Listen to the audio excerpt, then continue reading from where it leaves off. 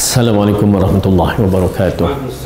Innal hamdalillah nahmaduhu wa nasta'inuhu wa nastaghfiruh wa na'udzu billahi min shururi anfusina wa min sayyiati a'malina. May yahdihillahu fala mudilla lahu wa man yudlil fala hadiyalah. Asyhadu an la ilaha illallah wahdahu la syarikalah wa asyhadu anna Muhammadan abduhu wa rasuluh. Amma ba'du, fa inna khairal kalami kalamullah wa khairal huda Muhammadin sallallahu alaihi wasallam wa syarral umuri muhdatsatuha wa kullu muhdatsatin bid'ah wa kullu bid'atin dhalalah wa kullu dhalalatin finnar. Alhamdulillah, pertama kita rafakkan syukur kita kepada Allah Subhanahu Wa Taala yang menghidupkan kita pada hari ini, yang mengumpulkan kita dalam majlis ilmu walaupun pada hari-hari yang masih lagi dalam dikatakan hari PKP kita kan. Jadi SOP kena jagalah. Ya, dan yang paling penting, alhamdulillah Allah hidupkan kita dan Allah berikan kita kesempatan untuk menambahkan amalan-amalan soleh, ya, untuk menjadikan kita di antara hamba-hambanya yang masih lagi diberikan kesempatan untuk mencari syurga, ya, yang bakal kita pergi nanti, dan kita tidak tahu siapa yang akan memiliki syurga yang terbaik. Namun kita mengharapkan kita semua dapat terbaik, insya-Allah. Amin ya rabbal alamin. Dan kita sambung balik pelajaran kita. Lama dah, berapa bulan dah, ya, start bulan 3 dahulu, ya. Dan pada hari ini kita sambung berkaitan masih lagi dengan buku Ibnu Katsir An-Nihayah fil Fitan wal Malahim, yakni bencana dan peperangan akhir zaman sebagaimana yang dikhabarkan oleh Rasulullah sallallahu alaihi wasallam. Peristiwa-peristiwa akhir zaman, dan itulah peristiwa yang kita hadapi sekarang. Ya, peristiwa yang tidak boleh kita larikan, suka tak suka kita kena hadapi. Jadi oleh kerana itu, apabila Allah mengingatkan kepada kita, Rasulullah sallallahu alaihi wasallam mengingatkan kepada kita, seolah-olah mengisyaratkan kepada kita, ingat tak waktu kita kecil dahulu, kita tak jangka kewujudan hari tua untuk diri kita. Ya, tiba-tiba Allah sampaikan, kita tahu hari tua itu wujud. Ya, hari tua itu wujud. Maka akhirnya hari ini kita sampai pada umur yang dikatakan hari-hari menuju kepada hari tua. Maka yang paling penting ialah persiapan kita. Okey, persiapan. Begitu juga dengan apabila Rasulullah mengkhabarkan tentang fitnah-fitnah ataupun perkara yang bakal berlaku di akhir zaman. Maka yang paling penting bukan sekadar kita membaca sebagai maklumat, tetapi persiapan. Kerana fitnah di akhir zaman ini lain daripada fitnah-fitnah biasa. Fitnah-fitnah di akhir zaman ini akan menggadaikan iman kita. Itu yang kita takut. Fitnah di akhir zaman akan menggoncangkan iman-iman bagi orang yang beristiqamah, bagi orang yang berada di atas manhaj sunnah. Kenapa? Peristiwa ini akan membawa satu peristiwa yang lebih besar, nanti kita akan sampai, yang berkaitan dengan Dajjal. Peristiwa yang akan menggoncangkan iman-iman kita. Peristiwa yang akan menyebabkan kedudukan iman kita belum tentu selamat. Maka apa yang paling penting, minta kepada Allah supaya Allah istiqamahkan kita, dan kita berusaha untuk mencari ilmu dengan tepat. Dan alhamdulillah Allah berikan kita di Baitus Sunnah ini untuk mendapatkan ilmu yang bermanfaat ini. Tuan-tuan dan puan-puan, jangan biarkan kita dalam kejahilan. Kejahilan tidak ada hujah kita depan Allah nanti. Ya, Allah dah bagi kan di sini, di kawasan Ipoh ni ada satu tempat kita mencari ilmu yang tepat, maka ambillah dengan sebaik-baiknya. Baik. Jadi muka surat 89, di mana isyarat kenabian bahawa akan terjadinya fitnah-fitnah yang berat yang harus diwaspadai dan dijauhi. Jadi tajuk besar ini, isyarat kenabian ini, yakni mukjizat, bahawa Rasulullah sallallahu alaihi wasallam wa ma yantiqu anil hawa, dia tidak berbicara mengikut hawa nafsu. Dengan arti kata lain, ini adalah satu kelebihan yang Allah berikan kepada utusan bagi umat akhir zaman ini, Rasulullah sallallahu alaihi wasallam, dengan maklumat-maklumat di alam ghaib. Yakni Rasulullah dia tidak tahu melainkan dengan wahyu. Okey, jadi perkara-perkara ini, perkara-perkara ghaib ini, kita mesti ada dalil, dan dalil mesti adalah dalil-dalil yang sahih. Itu kaedah dia. Kenapa? Ianya termasuk dalam persoalan yang ghaib, perkara yang akan datang, persoalan yang ghaib. Jadi kalau tidak ada dalil-dalil yang sahih, kita tak akan terima. Itu semua pandangan-pandangan dan pendapat sahaja yang boleh ditolak, boleh diterima. Jadi dalam bab ini penulis telah mengetengahkan hadis yang diriwayatkan oleh Al-Bukhari dan Muslim. Bila disebut Bukhari dan Muslim itu muttafaqun alaih, hadis yang sahih sangat-sangat. Dari hadis Az-Zuhri dari Sa'id ibn Musayyib dari Abu Salamah dari Abu Hurairah radhiyallahu anhu, Rasulullah sallallahu alaihi wasallam bersabda, satakunu fitnatun, atau satakunu fitanun al-qa'idu fiha khairun min al-qa'im wal qa'imu fiha khairun min al-mashi wal mashi fiha khairun min as-sa'i wa man yushrif laha tastashrifhu wa man wajada malja'an aw ma'adhan falya'udz bih. Akan terjadi berbagai macam fitnah.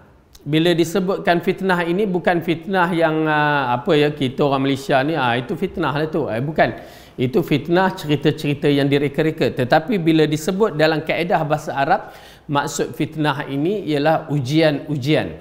Ya, ujian-ujian yang mana akan terjadi berbagai macam ujian. Orang yang duduk saat itu lebih baik dari orang yang berdiri. Orang yang berdiri di saat itu lebih baik dari orang yang berjalan. Orang yang berjalan di saat itu lebih baik dari orang yang berjalan cepat. Barang siapa yang melihatnya, yakni fitnah-fitnah itu ataupun ujian-ujian itu akan membinasakannya. Maka siapa yang menemukan tempat bernaung atau tempat berlindung di saat itu, hendaklah dia berlindung padanya. Ya, khabar perkara ini adalah satu perkara yang menggerunkan. Perkara yang menggerunkan kerana apa? Yang mengisyaratkan pada saat fitnah ataupun ujian ini berlaku ialah kedudukan seseorang itu bagaimana. Seolah-olah mengisyaratkan waktu itu orang yang dianggap kolot, orang yang dianggap berada di di ladang-ladang ataupun bersama haiwan-haiwan ternakan, rupanya mereka lebih baik, lebih selamat daripada fitnah-fitnah ini. Ya. Ini disebabkan Rasulullah mengatakan orang yang duduk itu lebih baik daripada orang yang berjalan.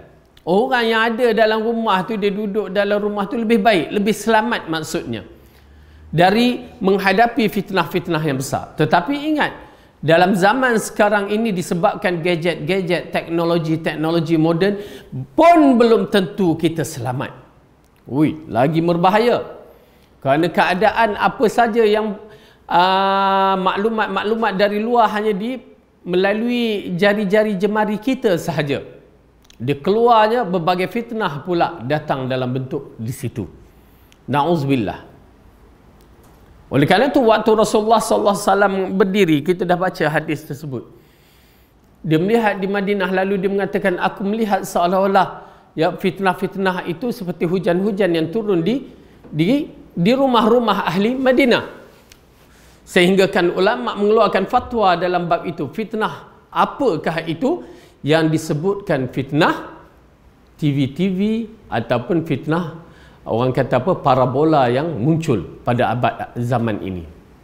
Tuan-tuan dan puan-puan, kita tak tahu. Alhamdulillah di Malaysia masih lagi terkawal. Tak nafikanlah Esro tu, ya, tetapi masih lagi terkawal. Tahu tak? Apabila kita saya pernah bekerja di sana, duduk di sana. Parabola yang dimiliki oleh orang-orang Saudi ini di antara ujian yang Allah berikan. Ya, ulama dah menentang cara yang ditetapkan syarak. Ya, amar ma'ruf nahi munkar dah menegurnya. Ya, Allah bagi petunjuklah kepada mereka yang dipertanggungjawabkan. Parabola yang dimiliki oleh orang-orang di sana tidak ditapis. Tak tapis langsung. Ya, subhanallah. Saya pun mula tak tahu. Tetapi bila saya sampai di satu tempat, ya, kawasan perumahan tabung haji tu, saya duduk, ada kawan-kawan tu. Ya, dia bukalah TV. Dia buka TV, subhanallah, berbagai channel kita boleh tengok. Tak tapis. Waktu tu dia buka channel Rusia. Na'udzubillah min zalik. Itu je yang boleh saya sebutkan. Pergi satu tempat yang dinamakan Duratul Arus, yang berada pesisiran pantai di Jeddah, lebih kurang 40 km sebelum sampai di Corniche. Ya. Dia ada satu bandar yang ditambak di tepi pantai Duratul Arus. Bukan sebarang orang yang boleh pergi. Saya disebabkan waktu itu handle package A, menteri-menteri juga waktu itu, jadi boleh masuk lah. Bila masuk diberikan satu bilik dengan seorang hamba Allah, Datuk, ya. Yalah, kita dah masuk kawasan tu kan, dia pun buka TV channel Amerika. Tak tapis. Subhanallah, kata Datuk tutup Datuk, kita bawa balik haji ni kan. Tak tapis. Nauzubillah.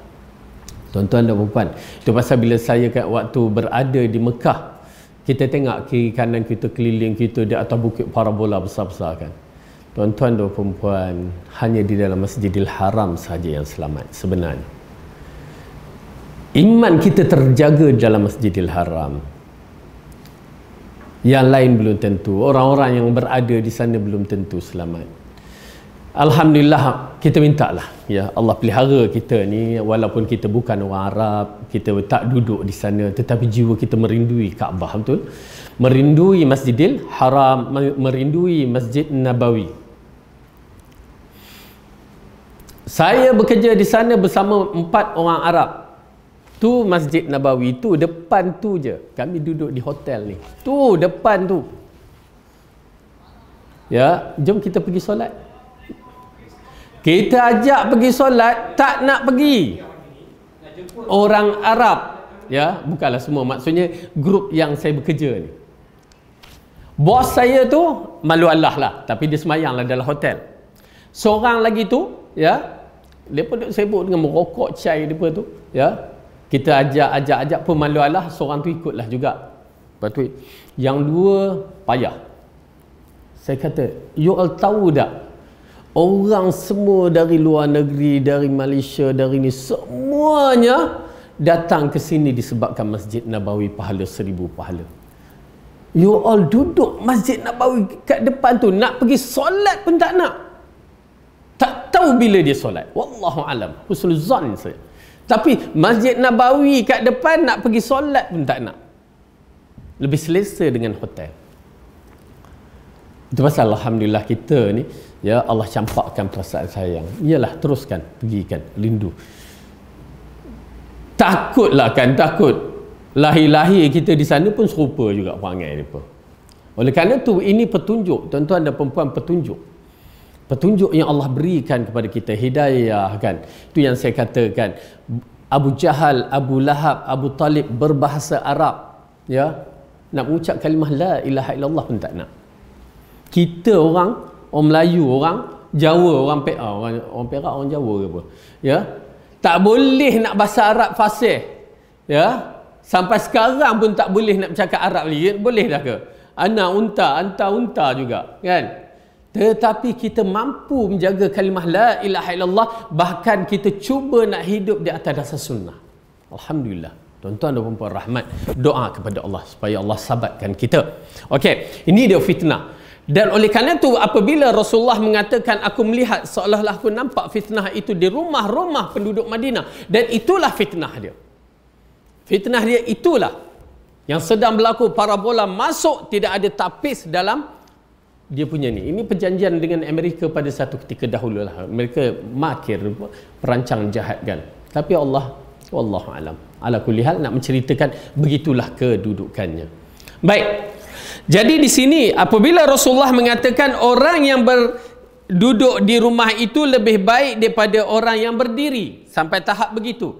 Itu pasal bila sampai satu tahap, kadang-kadang ya orang yang tak ada gadget-gadget ni pun lebih baik. Kenapa? Dia terselamat dari fitnah besar. Ya, terselamat kalau dia tak mampu untuk menjaga diri dia daripada fitnah ujian-ujian dalam gadget-gadget ni. Berbahaya. Kita bagi anak-anak kita apa yang berlaku, na'udzubillah min zalik, kadang-kadang minta lindung kepada Allah. Okey.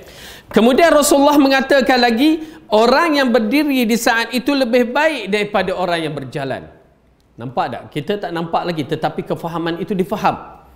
Kita duduk di rumah lebih baik, tak ada apa-apa di rumah lebih baik. Tetapi bila dah ada masuk unsur-unsur yang tidak baik, dia menjadi fitnah, dan sehingga bila kita keluar, berbagai-bagai maksiat yang kita saksikan. Mungkin disebabkan iman kita kurang, tetapi kalau iman kita kuat, di hadapan kita dengan ujian-ujian, ya, maksiat-maksiat di depan kita, rasanya kita tak mampu dah. Ya, rasanya kita tak mampu dah. Pasal waktu peringkat awal kami belajar di Pakistan, suasana Pakistan tu lain. Dia mempengaruhi agama kita. Ya, perempuannya dengan pakai kurta, masih lagi yang berhijab apa semua lain. Lelaki pun pakai baju kurta tradisional dia lain. Sampai satu peringkat tiba-tiba berlaku satu perubahan mendadak. Ya, memang tak jangka. Kaum lelaki mula berubah, mula pakai seluar jeans apa semua tu. Okey, tak apa lagi. Pasal itu kita dah biasa. Tetapi bila kaum wanita berubah, ya, mula pakai seluar jeans, memang rasa tak tahu nak cakap. Waktu tu rasa tertekan sangat. Kami pelajar-pelajar waktu tu rasa tertekan sangat. Kerana kita, ialah belajar agama apa semua, tak pernah tengok di sana orang pakai yang begitu. Tiba-tiba muncul grup-grup yang begitu. Tertekan. Dan begitulah fitnah yang berlaku bila iman kita kuat. Di saat itu, ya, kita akan merasakan maksiat-maksiat ni terlalu berat. Waktu itulah kita lebih, yang Rasulullah mengatakan, sehingga kan orang yang nak menjaga iman itu sampai pergi mengembala kambing di puncak-puncak bukit dan lari ke dalam hutan-hutan. Itu akan berlaku pada mereka yang kuat iman. Subhanallah. Baik. Orang yang berjalan di saat itu lebih baik daripada orang yang berjalan cepat. Barang siapa yang melihatnya, fitnah yang akan membinasakannya, maka siapa yang menemukan tempat bernaung atau tempat berlindung saat itu, hendaklah dia berlindung padanya. Yang menjadi isu ini adalah masalah akidah kita. Masalah akidah kita, yang mana kalau hilang akidah kita, hilanglah segala-galanya. Okey.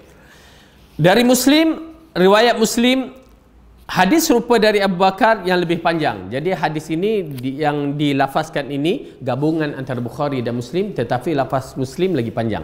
Baik. Kemudian amanah dilenyapkan dari hati manusia. Al-Bukhari menuturkan bahawa Muhammad bin Kathir bercerita kepada kami, Sufyan bercerita kepada kami, Al-Amashi bercerita kepada kami dari Zaid ibn Wahab, Huzaifah bercerita kepada kami, ia berkata Rasulullah SAW menceritakan dua hadis kepada kami.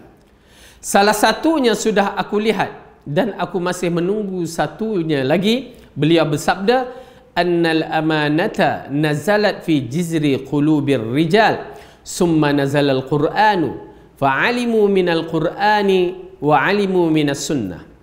Sesungguhnya amanah itu turun ke hati orang-orang, kemudian Al-Quran turun hingga mereka tahu hukum hakam dan berbagai hal dari Al-Quran. Setelah itu mereka mengetahui tentang As-Sunnah. Ya? Jadi amanah itu diturunkan. Pemikul-pemikul hati orang-orang yang beriman ini, ya, bila memahami Al-Quran dan As-Sunnah, dia tahu kedudukan amanah itu bagaimana. Kerana amanah bukan satu benda yang mudah. Ya?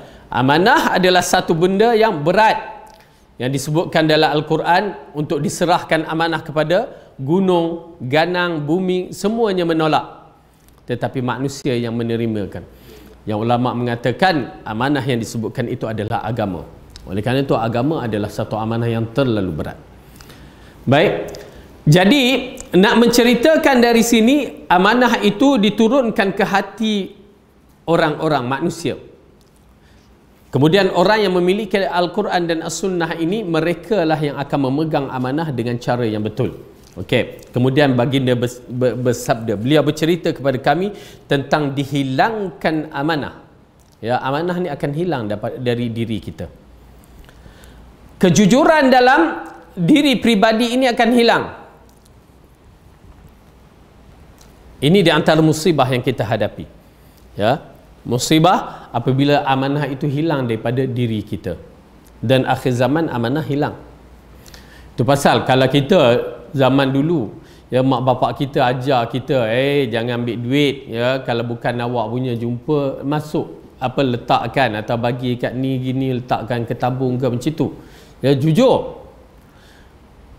Tetapi zaman telah berubah. Ya, zaman telah berubah. Dia tidak jadi begitu. Tu pasal bila seorang budak tu jumpa duit, beg duit dan dalamnya ada duit yang banyak, diberikan kepada polis, heboh satu Malaysia. Keluar surat khabar. Kenapa benda yang dah tak diterima oleh akal, ada masih lagi wujud orang yang pegang boleh berikan amanah itu kepada tempatnya. Dia serah kepada polis. Kalau ikut dah memang lesap dah. Habis dah. Na'udzubillah min zalik. Rasulullah mengingatkan, berlaku di akhir zaman begitu. Muncul seorang yang amanah riuh. Ya, tak logik di akal. Oi, boleh pula serah. Ya. Zaman itu telah berubah. Kita berada zaman fitnah, amanah yang tersorok pun habis dikebahnya. Ya, na'udzubillah min zalik. Baik. Rasulullah sallallahu alaihi wasallam bersabda, yanamur rajulun naumata fatuqbadul amanatu min qalbihi fayadhullu atharuha mithla atharil waqt summa yanamun naumata fatuqbadu fayabqa fiha atharuha mithla atharil majal kajamri dahrajtahu ala rijlika fanafita fatarahu muntabira wa laysa fihi syai'un wa yusbihu an-nasu yatabaya'una fala yakadu ahadun yu'addil amanata fayaqulu inna fi bani fulan rajulan aminan wa yuqalu lirrajuli ma aqaluhu wa ma azrafuhu wa ma ajalladahu wa ma fi qalbihi mithqalu habbatin khardalin min iman wa laqad ata alayya zamanun wa la ubali ayyukum bay'atu la in kana musliman raddahu alayya al-islam wa in kana nasraniyan raddahu alayya sa'iyah wa amma al-yawm fama kuntu ubayyi'u illa fulanan wa fulana. Seseorang itu tidur sesaat, yakni seorang tu dia tidur satu ketika, lalu amanah dicabut dari hatinya hingga menimbulkan bekas seperti bekas kecil. Setelah itu ia tidur, lalu amanah dicabut lagi dari hatinya hingga menimbulkan bekas seperti kulit melepuh. Ya subhanallah, kesan. Laksana bara yang kamu gelindingkan di kakimu hingga kakimu melepuh. Seolah-olah bara api yang terkena kaki yang menyebabkan melecur. Lalu kamu melihat membengkak padahal tidak ada apa-apa pun di dalamnya. Ya, kita lihat kaki kita membengkak, ialah kesan melecur tu. Ya, bengkak hanya dia mengisyaratkan kita luka, tapi keadaan itu menakutkan. Pada pagi harinya orang-orang yang berjual beli dan hampir tidak ada seorang pun yang menunaikan amanah. Ya, berjual beli kehidupan memang tidak berlaku amanah. Na'udzubillah. Lalu dikatakan di Bani Fulan ada seorang yang terpercaya. Dikatakan pada orang itu, alangkah berakalnya dia, alangkah baiknya tampannya dia, alangkah kuatnya dia. Nampak tak? Pada Bani Fulan, pada orang tu ada orang yang boleh dipercayai. Maksudnya dah tak ada orang waktu tu yang boleh dipercayai. Ini na'udzubillah min zalik. Ya, menggerunkan. Kalau dah sampai saat yang begitu, memang menggerunkan. Tak ada amanah lagi di muka bumi. Lalu ada seorang yang dipercayai, lalu mereka mengatakan alangkah berakalnya dia, alangkah tampannya dia, alangkah kuatnya dia. Maksudnya orang ni hebat. Masih lagi ada orang yang jujur. Yang subhanallah memang tidak dinafikan, masih ada lagi orang-orang yang jujur di kalangan kita. Kalau bagi misalan kita bagi RM50 kat dia, minta tolong simpan, 10 tahun lagi kita datang ambil, itulah RM50 yang disimpan. Ya. Kalau kita RM50, okey saya simpan, gunalah kejap kan. Guna kejap, lepas tu dia datang minta duit, kita ambil duit lain kan. Rupanya golongan orang yang macam ni ada, masih ada lagi. Saya pun kenal lah, di kalangan orang kampung saya ada seorang tu memang jujur. Dikatakan kalau serah tu, itulah dia akan bagi balik.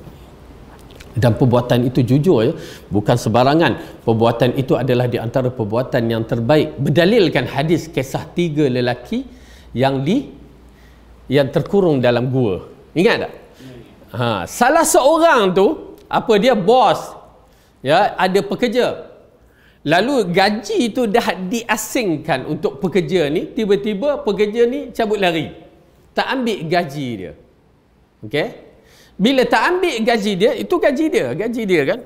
Lalu dia ambil gaji itu, dia buat satu apa dia macam perniagaan untuk mengembangkan dia punya aset tu. Tetapi duit itu adalah duit pekerja dia.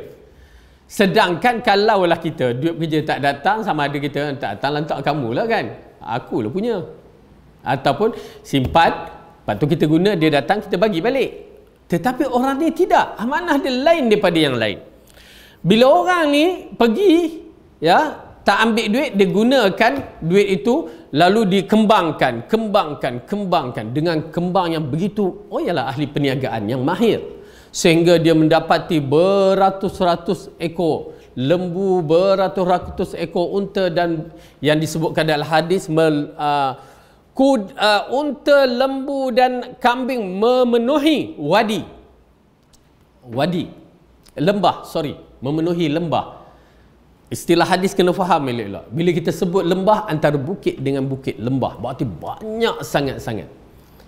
Tiba-tiba mat ni muncul, berarti lama dah, berapa tahun tu, ya, dia muncul. Lalu dia kata, wahai tuan, saya datang balik. Nak apa? Saya nak gaji saya. Okey? Tak salah jika seorang ahli peniaga itu atau bos dia tu ambil duit lain tu dia bagi balik. Tak salah. Kan? Jumlah yang dia nak tu dibagi balik. Tetapi sifat ini satu sifat yang cukup menarik, kejujuran, amanah yang ada pada diri dia. Dia kata duit kamu pasal dia dah asing, lalu dia kembangkan, maka dia kata duit kamu tu semua binatang di dalam lembah tu. Berapa tuan-tuan dan perempuan? Berapa tu? Banyak kan? Kalau duit bermula dengan RM1,000, bila dikembang, kalau dah sampai kambing beribu-ribu, lembu beribu-ribu. Lalu dia mengatakan, tuan jangan main, saya nak hak saya. Lalu tuan kata, itulah hak kamu. Duit kamu telah aku kembangkan. Subhanallah, kembang hidung dia. Kan? Bila dapat tu, dia ambil semua. Dalam hadis tu mengatakan dia ambil semua tanpa meninggalkan walaupun seekor. Kan? Nampak tak? Berarti dia ambil. Ambil betul. Kalau kita lah bos, tinggallah seekor nak buat barbecue malam ni kan, aku dah jaga. Tak. Bos dia tak bercakap apa pun. Subhanallah. Nampak tak jujurnya dia ni?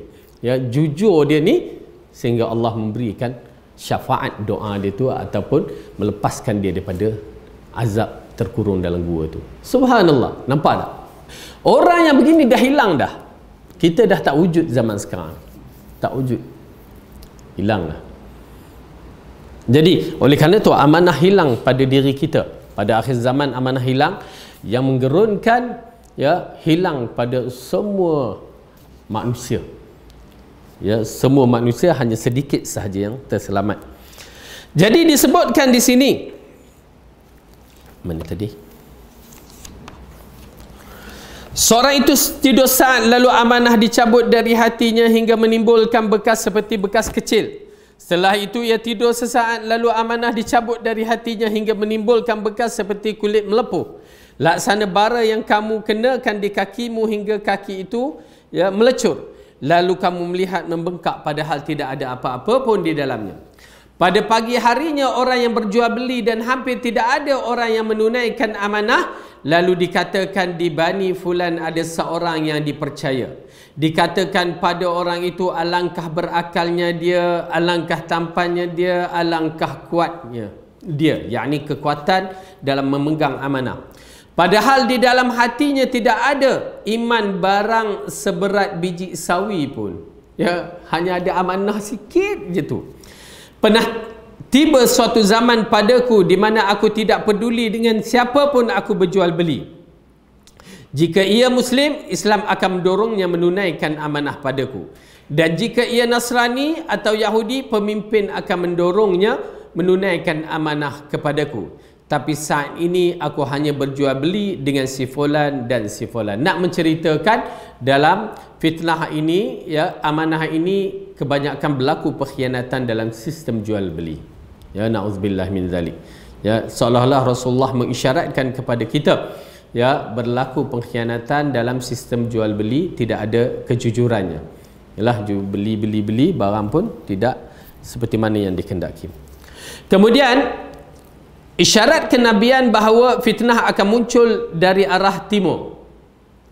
Okey, hadis yang membicarakan tentang fitnah akan muncul dari arah timur. Ini agak menarik dalam hadis ini, dan hadis ini memang tidak dinafikan hadis sahih. Cuma penafsirannya yang menjadi isu. Okey, penafsirannya yang menjadi isu. Diriwayatkan dari hadis Laith dari Nafi' dari Ibnu Umar radhiyallahu anhuma bahawa Rasulullah berdiri di sisi mimbar sambil menghadap ke arah timur. Lalu baginda bersabda, "Ala innal fitnata hahuna min haitsu yatla'u qarnu syaitan atau qala qarnu syams." Ya, dia mengisyaratkan dengan tangannya. Waktu itu dia berdiri di mimbar, lalu diisyaratkan bahawa fitnah akan muncul dari arah sana. Ketahuilah sesungguhnya fitnah itu datangnya dari sana, yakni bumi bahagian timur, dari tempat munculnya tanduk syaitan, atau beliau menyebut dari arah munculnya matahari. Muslim meriwayatkan hadis ini dari Zuhri dan lainnya, dari Salim dari matan yang sama. Ahmad meriwayatkan dari Jalul Abdullah ibnu Dinar, dan At-Tabrani dari riwayat Atiyah, keduanya dari Abdullah. Okey, dalam bab fitnah ini agak menarik, ya, kerana menjadi isu apabila perbahasan yang diberikan, ya, berkaitan munculnya dari timur. Kerana Rasulullah sallallahu alaihi wasallam berbicara waktu itu, kalau kita lihat di Mekah, Madinah dari kat sini ni, dari arah mereka itu dia berada di barat. Lalu Rasulullah mengisyaratkan fitnah itu datang dari timur. Dari mana pula tu? Ya, dan fitnah apa?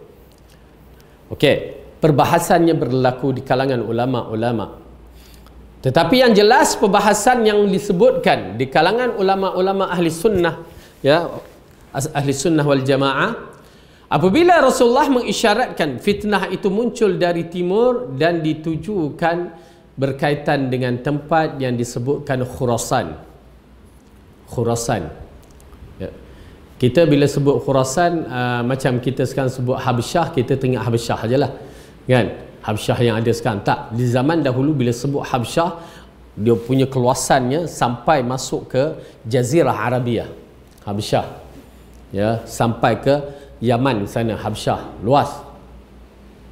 Okey, bila kita sebut Syam, dia tak Syam yang ada sekarang. Syam tu Turki termasuk Syam, Palestin apa semua tu, bahagian Lebanon apa semua Syam, itu disebut Syam. Bila sebut Khurasan, okey, Khurasan ini termasuk, ya, Afghanistan, utara Pakistan, termasuk Iran, okey, dan sebahagian daripada Iraq. Jadi itu dia Khurasan. Maka ulama mengatakan al-fitnah itu datang dari arah timur. Yang Rasulullah sebutkan itu adalah dari, kita melihat dalam bab ini ulama mengatakan adalah dari Iran, Parsi.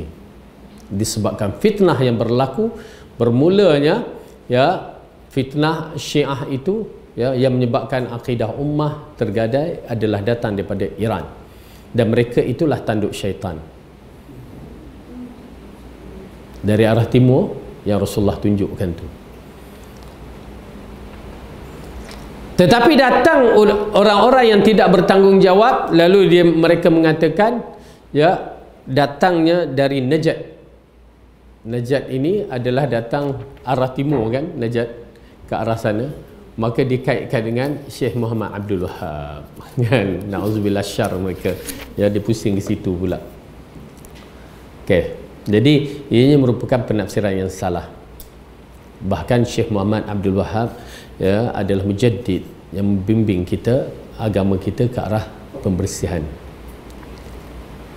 Jadi inilah fitnah-fitnah yang berlaku, ya. Adapun fitnah misalan, fitnah apa? Fitnah Bani Tamim. Bani Tamim pula ada, kan? Itu semua kejahilan mereka-mereka itulah, ya, kejahilan mereka-mereka semua. Okey. Jadi ini di antara fitnah yang berlaku dan kita berhadapan dengan fitnah yang besar. Ingat ya, fitnah yang disebutkan fitnah dari arah timur ini akan berterusan sampai hari kiamat. Ya, kerana fitnah ini adalah satu fitnah yang besar. Kerana peristiwa berkaitan dengan kemunculan Dajjal, golongan ini akan muncul bersama dengan Dajjal. Yang disebutkan 40,000 tentera-tentera pengikut Dajjal, ya, yang keluar dari mana tu? Asfahan. Okey. Yang memakai dia punya ni, okey. Tentera Yahudi yang keluar daripada Asfahan. Kalimah Yahudi disebutkan dengan Asfahan. Jadi bila kita tengok Asfahan ni, mana ada dua tempat je yang kita tengok Asfahan. Pertama, di Iran. Yang kedua, Jalan Asfahan di Kuala Lumpur tu. Itu je. Okey. Jadi yang Iran tu yang jelas menunjukkan bahawa mereka itu akan muncul bersama Dajjal. Oleh kerana itu berbahaya, ya. Allah kata Amerika nak serang, itu semua kartun. Semua kartun. Tetapi yang paling tepat apabila mereka-mereka itu adalah, kita nampak adalah pengikut Dajjal. Ya, na'udzubillah min zalik. Kemudian isyarat kenabian bahawa kerosakan akan bermaharajalela hingga orang yang masih hidup iri pada orang yang sudah mati. Ya, ini menunjukkan bahawa biasanya bila kita membicarakan bab ini ialah berkaitan dengan masalah iman. Al-Bukhari menuturkan dari Ismail bercerita kepada kami, Malik bercerita kepadaku dari Abu Zanad, dari Al-A'raj, dari Abu Hurairah radhiyallahu anhu, ia berkata, aku mendengar Rasulullah sallallahu alaihi wasallam bersabda, la taqumu as-sa'atu hatta yamurra ar-rajulu biqabri ar-rajuli fayaqulu ya laitani makanahu. Maksudnya kiamat tidak akan terjadi hingga seorang itu melintas di kubur seseorang, lalu ia berkata, andai saja aku yang berada di dalam kubur tersebut. Subhanallah, berarti fitnah itu terlalu dahsyat. Ya, saya tak tahulah kita dah sampai tahap begitu ke tidak. Tetapi kalau iman kita dah sampai tahap yang tinggi, yang kuat, kita akan merasakan ujian-ujian, ya, yang berlaku, yang boleh menggoncangkan iman kita, kita akan berkata begitu. Ya, kenapa kita takut? Iman kita tergadai. Kita tak berani berhadapan dengan fitnah yang besar yang menyebabkan kita kesudahan tak tahu ahli syurga ataupun ahli neraka. Lebih baik kita kata alangkah baiknya, ya, kita mati, ataupun alangkah baiknya jika aku menjadi ahli kubur. Jadi dalam bab ini ulama membenarkan dalam berhadapan dengan fitnah-fitnah yang besar. Ada terjemahan Quran tak? Sorry, Quran terjemahan ada. Apabila Allah mengingatkan kepada kita tentang fitnah ini, maka apabila kita berhadapan, maka sebaik-baiknya kita bersabar dalam fitnah tersebut dan jadikan banyak akan berdoa minta Allah jauhkan, ya, jauhkan fitnah. Kerana bila sampai satu tahap kita tak mampu. Okey. Oleh kerana itu sebaik-baik dalam siri berdoa, jangan kata ya Allah matikanlah aku, tak larat aku nak berhadapan fitnah tu. Ya, macam orang tengah sakit sangat, ya Allah matikanlah aku, tak tahan sakit ni. Tak boleh. Kita hanya boleh berdoa dengan kaedah bahasa Melayunya, ya Allah matikan aku jika kematian itu baik untukku, dan hidupkanlah aku jika kehidupan itu baik untukku. Ini di antara perkara yang berhadapan dengan fitnah. Kalau kita saksikan apabila Maryam berhadapan dengan ujian yang Allah beri. Apa dia? Dia mengandung tanpa suami. Okey. Bila dia mengandung tanpa suami, itu adalah satu perkara yang aib kalau kaedah dia. Dan sama ada dia dituduh berzina, tetapi Maryam telah diberikan kelebihan dalam sudut itu. Lalu dikatakan di sini dia berdoa, bukan berdoa apa, kerana takut nak berhadapan dengan fitnah. Dan oleh kerana itu kita akan berhadapan dengan fitnah yang besar sampai tahap yang begitu, berdoa kepada Allah dengan cara yang betul. Okey. Dalam fitnah ujian yang Allah berikan kepada Maryam, ya, Allah ceritakan dalam surah Maryam. Dia bukan nak menceritakan betapa penatnya dia nak berhadapan dengan fitnah itu sehingga dia mengatakan alangkah baiknya aku mati. Ya, nampak tak? Apabila Allah menceritakan dalam surah Maryam, surah yang ke-19, okey, ayat yang ke-23.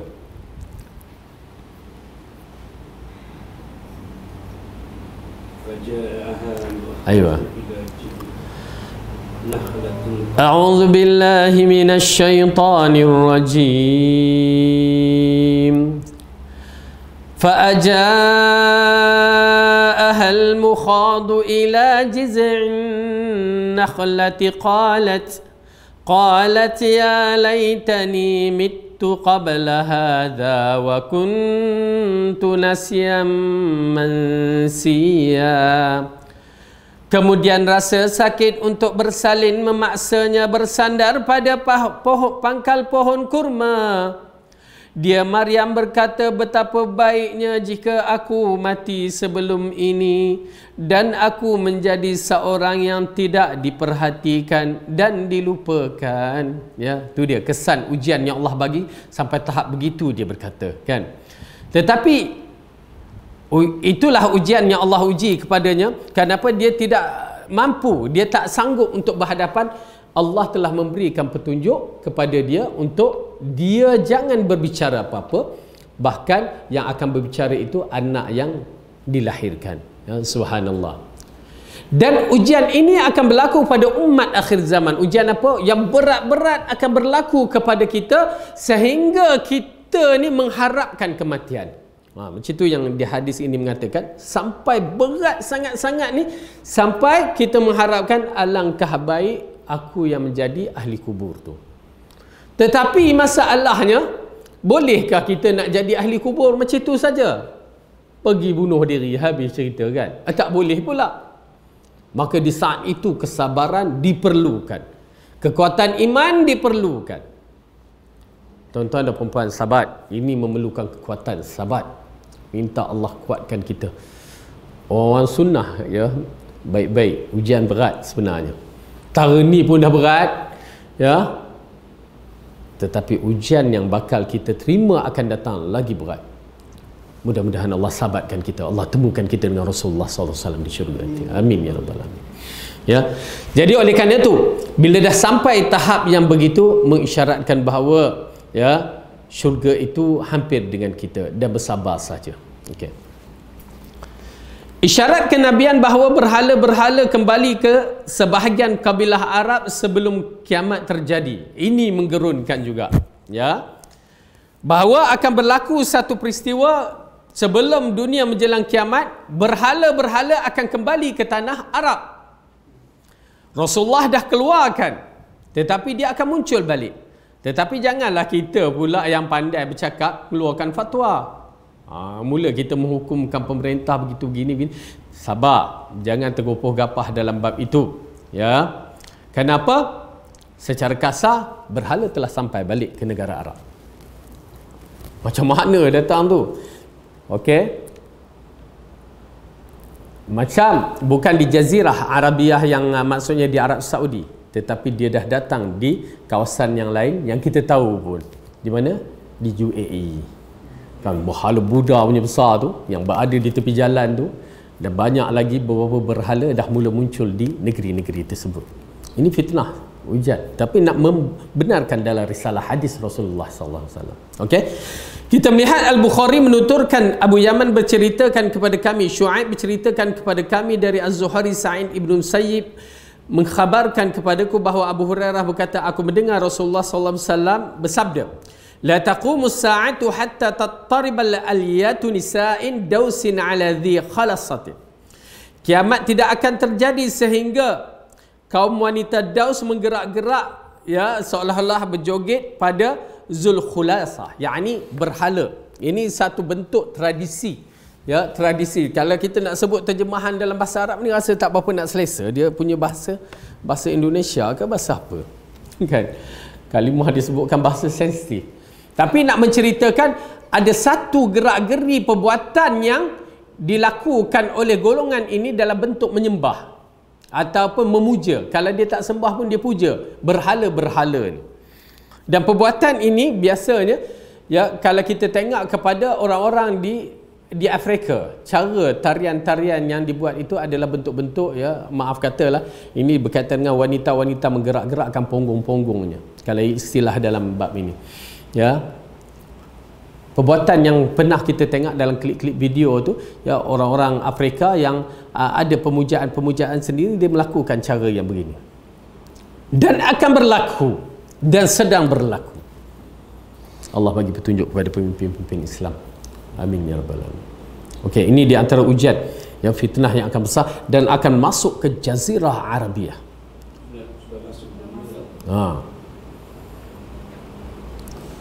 Bila dah muncul tu, apa tandanya?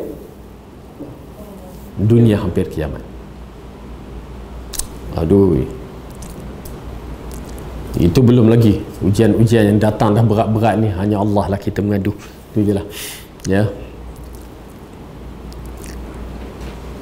Kemudian pemberitaan Rasulullah bahawa kekayaan besar akan muncul dari tanah Arab, perpecahan yang terjadi kerananya, serta sebab-sebab pertikaian dan peperangan di antara manusia. Al-Bukhari menuturkan Ubaidullah ibn Sa'id al-Kindi bercerita kepada kami dari Uqbah ibn Khalid. Ubaidullah bercerita kepada kami dari Habib bin Abdurrahman dari pakciknya Hafs ibn Asim dari Abu Hurairah, Rasulullah sallallahu alaihi wasallam bersabda, yushikul furatu an yahsira an kanzin min dhahabin faman hadarahu fala ya'khudh minhu syai'a.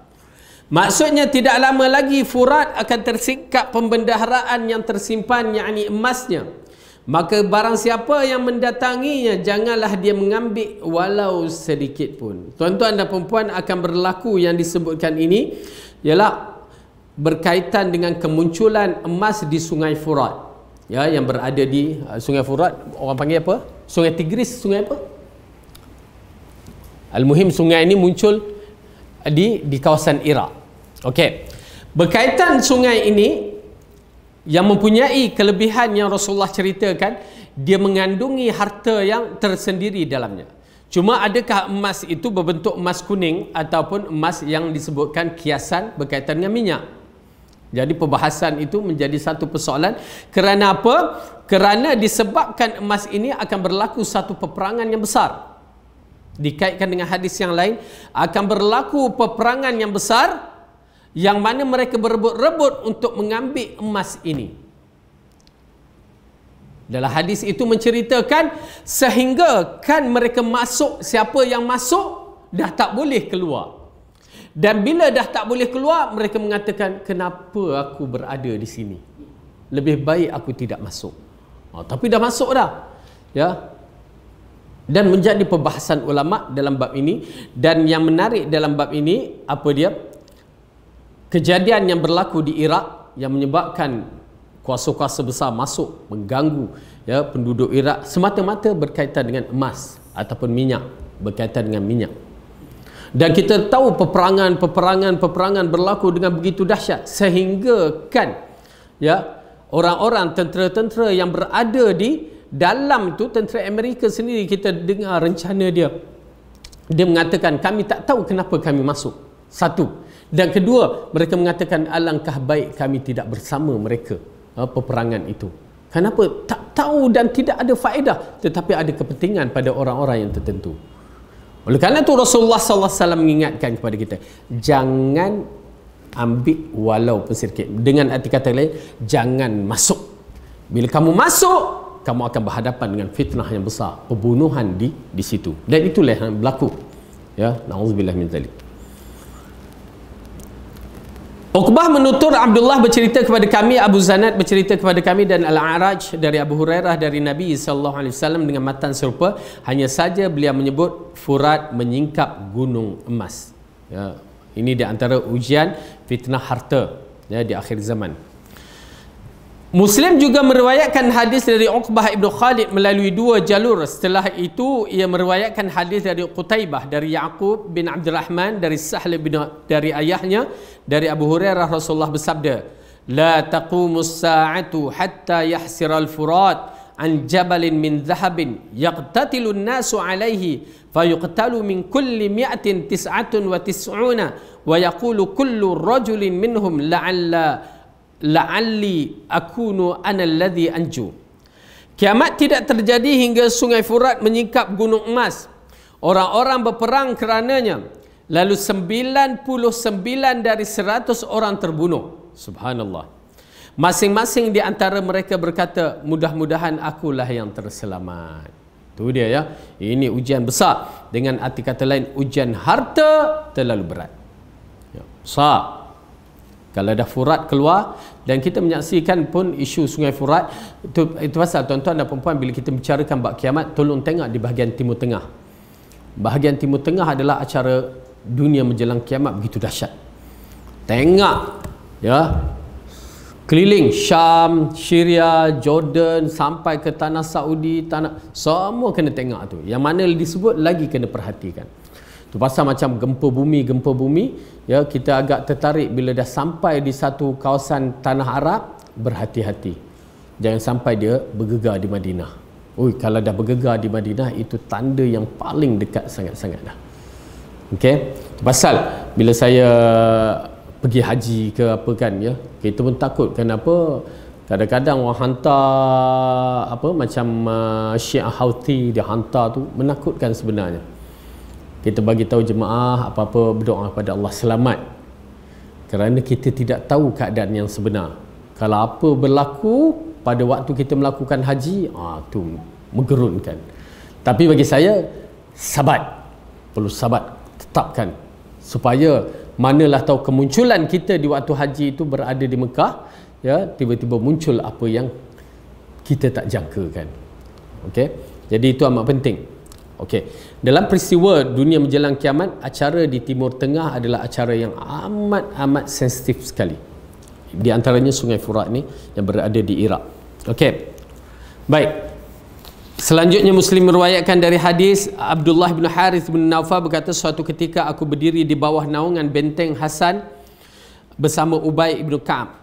Ia berkata, para pemimpin akan senantiasa berselisih demi memperebutkan dunia.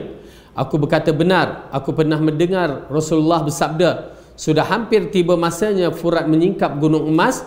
Ketika orang mendengarnya, maka berjalan menghampirinya. Lalu orang yang berada dekatnya berkata, jika kami membiarkan emas ini, tentu orang mengambilnya dan menghabiskan semuanya. Mereka pun berperang kerananya hingga setiap 99 dari setiap 100 orang terbunuh. Subhanallah.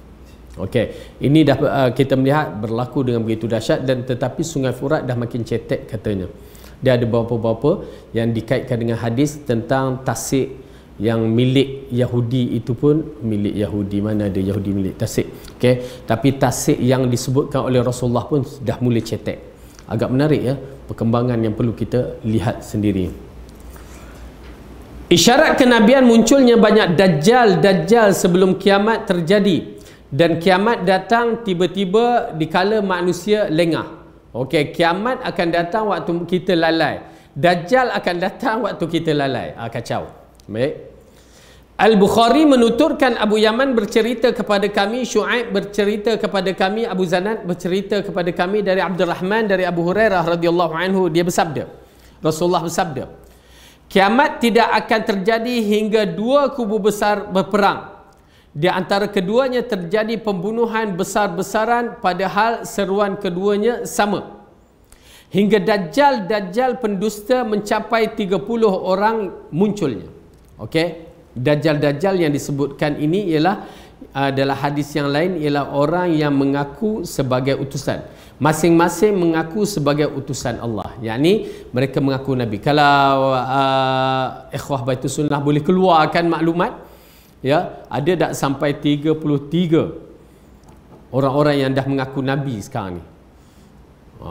Kena Syekh kena cubalah cari maklumat, ya. Siapa mengaku Nabi selepas Rasulullah? Start bermula Musailamah Al-Kazzab. Lepas tu siapa lagi? Ya, wanita tersebut, apa ke nama wanita tu? Lepas tu muncul kat Indonesia yang mengaku Nabi Isa. Lepas tu seorang mengaku Nabi diutuskan dengan surah Yasin. Yang seorang perempuan mengaku Jibril. Adakah dia termasuk dalam kategori ni? Haru betul. Dah semua mengaku Nabi, aku mengaku Jibril pula. Ya.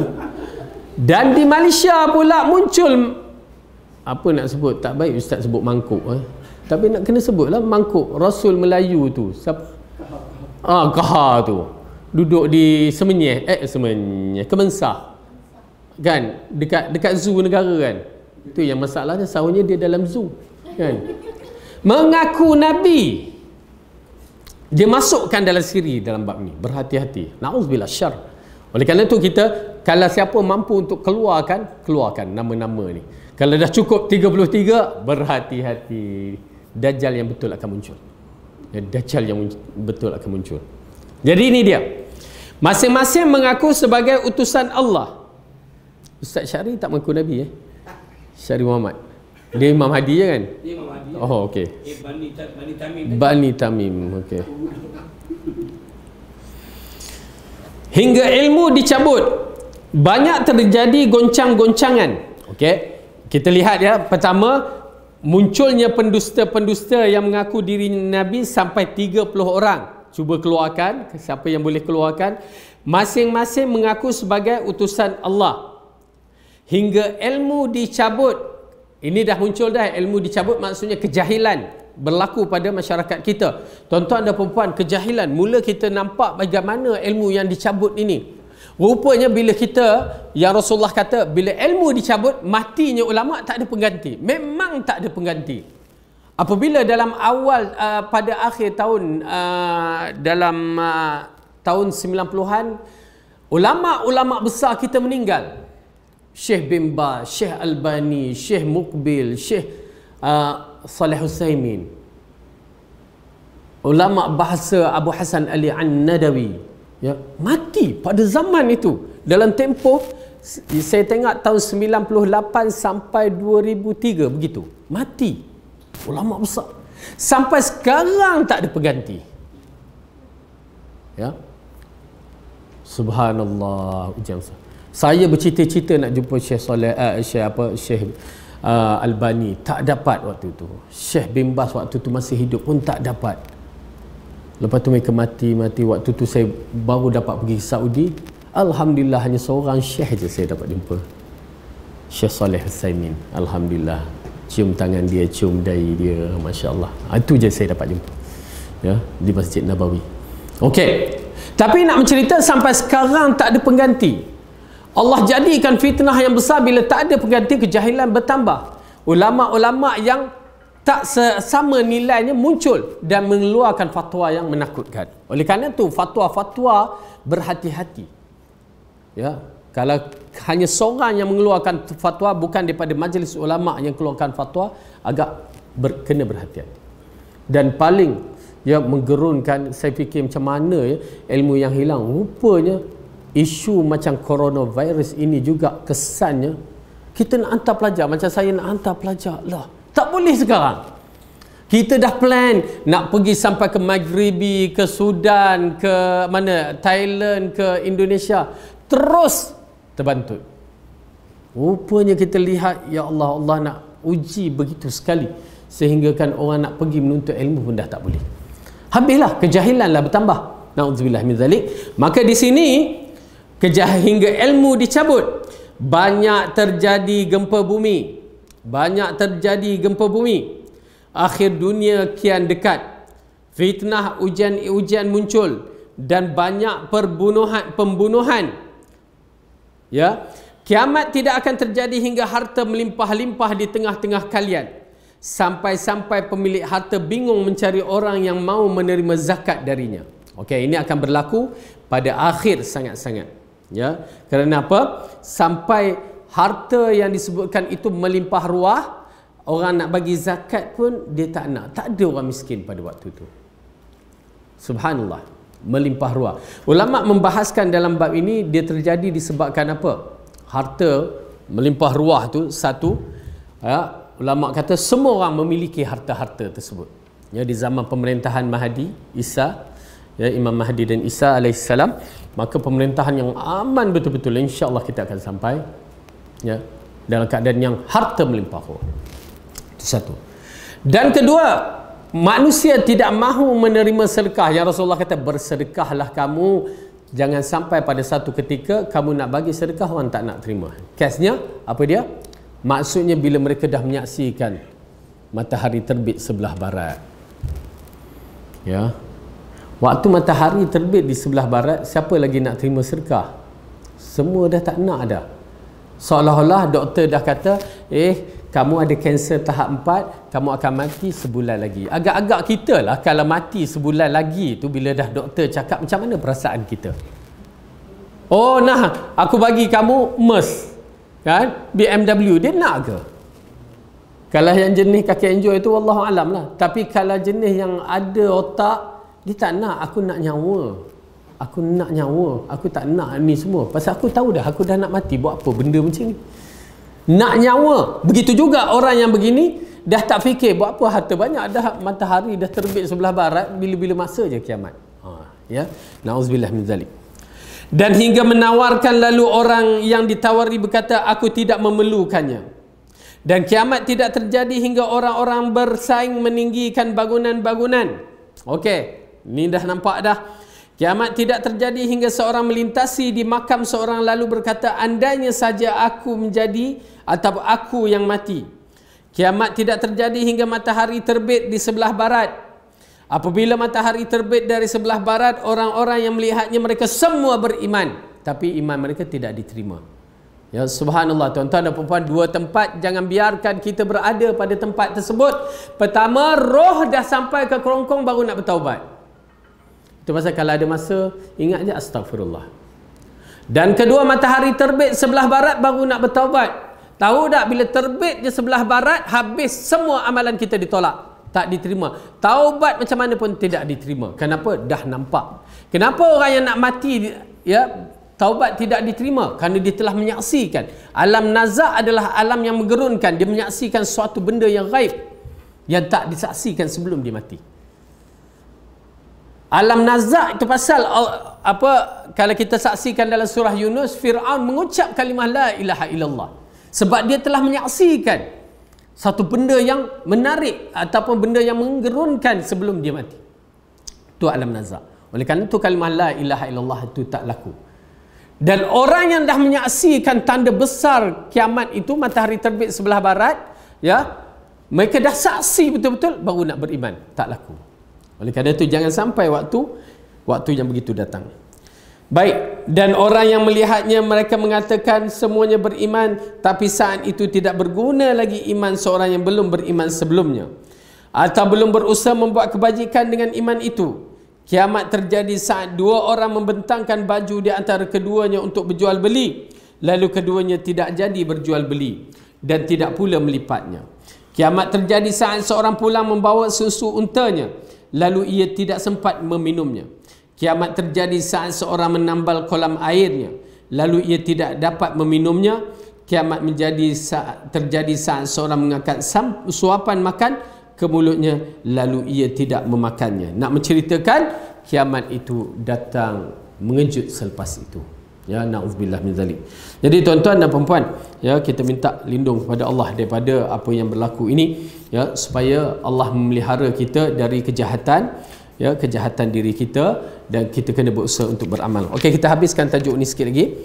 Muslim meriwayatkan dari hadis Nufail dari Sahal dari ayahnya dari Abu Hurairah, manatil Iraqu dirhamaha wa qafizaha wa manatil Syamu mudiyaha wa dinaraha wa manati Misru irdabaha wa dinaraha wa uttum min haisu bada'tum wa uttum min haisu bada'tum. Irak menahan dirham dan takarannya, Syam menahan mud dan dinarnya, Mesir menahan timbangan dan dinarnya.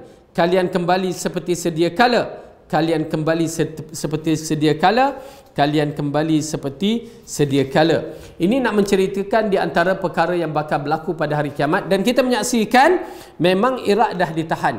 Ya, pada zaman ya berlakunya peperangan di Iraq, semua Iraq, Syam, ya, Mesir saya tidak pasti, tapi Iraq, Syam dah memang masalah dirham, takaran, semua berlaku dalam tekanan kepada mereka. Jadi ini di antara benda yang menarik lah yang sedang berlaku. Abu Hurairah berkata, daging dan darah Abu Hurairah menyaksikan. Imam Ahmad menuturkan, Ismail bercerita kepada kami dari Al-Jariri, bercerita kepada kami dari Abu Nadrah, berkata suatu ketika kami bersama Jabir, lalu dia berkata, sudah hampir tiba masanya dinar ataupun mud tidak datang kepada penduduk Iraq. Kami bertanya, kenapa seperti itu? Menjawab, kerana Romawi mencegah hal ini. Ia diam sesaat, lalu dia berkata, Rasulullah bersabda, di akhir umatku akan ada seorang khalifah yang melemparkan harta begitu saja tanpa menghitungkannya. Okey, jadi dalam bab ini menceritakan bahawa akan berlaku pertama sekali tekanan terhadap ekonomi Iraq, tekanan terhadap ekonomi Syam, dan akan muncul pada zaman yang berikutnya pula mereka yang kaya yang mencampakkan saja, maksudnya hartanya melimpah ruah. Al-Jariri berkata, aku berkata kepada Abu Nasrah, Abu A'la seperti Khalifah Umar Abdul Aziz. Keduanya menjawab tidak. Ya, berarti bukan zaman itu. Ya, berarti zaman ini seolah-olah mengisyaratkan zaman di akhir ini. Kenapa? Pada zaman Umar Abdul Aziz dikatakan tidak terdapat orang yang miskin. Tak terdapat. Ya, semua diberikan begitu dahsyat dan dia melimpah ruah hartanya disedekahkan. Imam Ahmad menuturkan dari Abu Amir bercerita kepada kami, Aflah bin Sa'id Al-Ansari, seorang syekh dari Quba dari kaum Ansar, bercerita kepada kami. Abdullah ibn Rafi maula Ummu Salamah bercerita kepada kami, kepadaku, ia berkata, aku mendengar Abu Hurairah berkata, aku mendengar Rasulullah bersabda, jika umur kalian panjang sudah hampir tiba masanya, ada satu kaum yang pergi pada pagi hari dalam murka Allah dan pulang pada petang hari dalam fitnah. Di tangan mereka ada sesuatu seperti ekor-ekor sapi. Ya, berkaitan dengan pemimpin-pemimpin yang zalim. Bila disebutkan ekor-ekor sapi ini seperti cemeti-cemeti yang memukul-mukul. Ya, jadi wallahu alam, adakah zaman itu bagaimana kedudukannya, kerana perubahan zaman, perubahan bentuk dan caranya. Wallahu alam bisawab. Okey. Jadi di sini kita menyaksikan hadis-hadis akhir zaman, sebahagiannya kita dah mula merasakan, ya, tapi apa yang paling penting, bab kata hadis Rasulullah sallallahu alaihi wasallam, apa persiapan kita? Ya, bukan sekadar hadis itu membicarakan, tetapi apakah persiapan kita untuk berhadapan dengan peristiwa-peristiwa ini. Wallahu a'lam. Ada persoalan. Kemudian berkaitan dengan apa dia, kenikmatan, bukan kenikmatan, kemanisan. Okey, kemanisan dalam sudut beramal. Sebenarnya tuan-tuan dan puan-puan, kemanisan dalam sudut beramal, pertama banyak minta kepada Allah kita beramal di atas sunnah.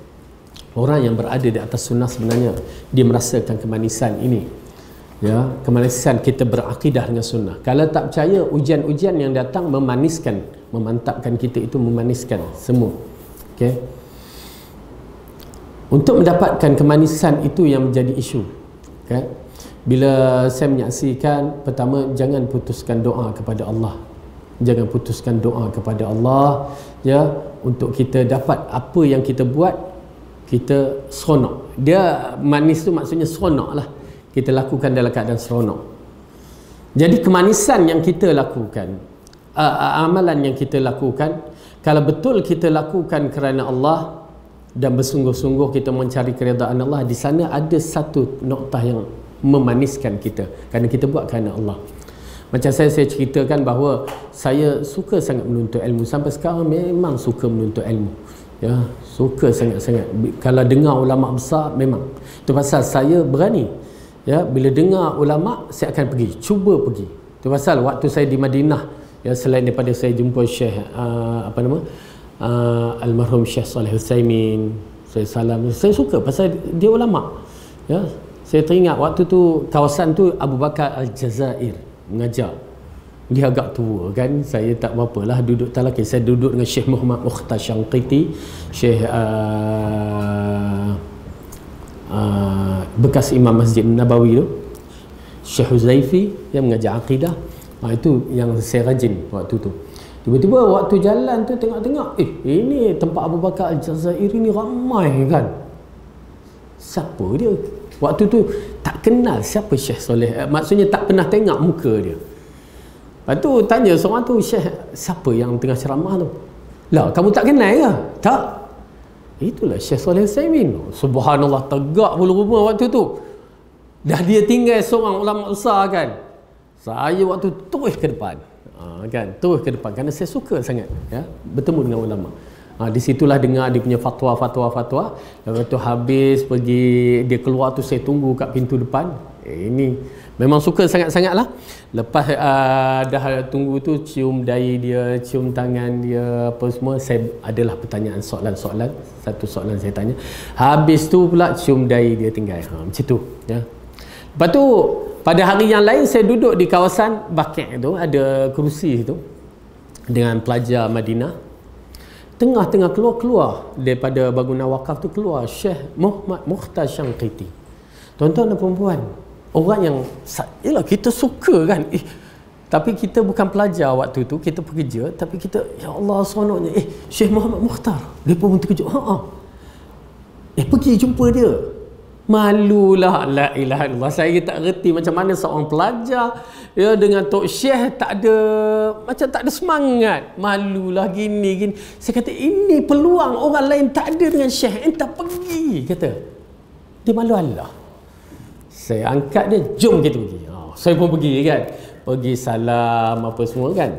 Okey, sembang. Lepas tu dia bertanya. Saya kata, awak duduk mana? Duduk kat Syarif Syekh. Itu dekat rumah saya. Saya tahu. Dekat. Naik kereta sekali. Alhamdulillah. Naik kereta sekali sembang, tapi dia memang suka pada penuntut ilmu ya. Syekh Muhammad Mukhtar Syangqiti. Akhirnya sampai, alhamdulillah. Jadi itu ya kesan daripada kita menuntut ilmu tu, perasaan manis tu menyebabkan kita bersemangat. Dalam sudut ibadah ya, wallahu alam, tuan-tuan dan puan-puan, minta kepada Allah. Ya, kemanisan yang di antara saya dapat terutamanya Ramadan PKP ni cukup cantik. Terasa lain. Ya, beribadah dengan penuh kemanisan. Saya minta ya Allah berikan yang mana Rasulullah kata qurratul ain pada solat ya. Kita menyaksikan di kalangan ulama sanggup berdiri malam kan. Itu belum lagi sampai tahap saya. Tapi saya merasakan solat sunat tu terasa manis. Ya, kita rasa nak buat kesan daripada doa dan kita minta dan kita cuba. Dan terjumpa yang saya kata, saya terjumpa satu hadis Rasulullah mengatakan orang yang dalam kubur ini bercita-cita ya untuk melakukan solat 2 rakaat yang ringan. Orang dalam kubur bercita-cita nak melakukan solat 2 rakaat dalam ringan yang lebih baik pada dunia seisinya. Dia tak nak lain dah. Saya kata ya Allah, tak kalah sampai aku dalam kubur baru aku nak bercita-cita. Di situ lagi menyemangatkan. Alhamdulillah kita cuba buat yang mana mampu kita buat. Tetapi bila kita buat ya lain, memang kita buat kita rasa satu keinsafan, kena pula dah tua ni kan ya, rasa lain, memang terasa kemanisannya. Itu pasal kalau dapat kita buat, tak dapat istighfar, kita cubalah. Kerana solat sunat ni dia tak menjadi masalah untuk mengqada'nya, kalau terlepas boleh qada' ya. Jadi kita sentiasa berdoa dan berusaha ya untuk mendapatkan kemanisan, kerana rupanya bila kita mendapat kemanisan ada kesungguhan, berlaku kesungguhan. Pasal dia kesungguhan dalam bentuk yang seronok ya, bukan angan-angan. Wallahu a'lam bissawab. Ya, nak sikit sila. Apakah benar berkaitan wabak COVID-19 ini adalah angkara Yahudi dengan Cina? Wallahu a'lam, agak sukar dia untuk dibicarakan. Saya tak berani nak membicarakan ya pasal benda ini berkaitan dengan ialah dia dah berkaitan dengan politik, konspirasi ke apa ke, wallahu a'lam. Saya tak berani ya.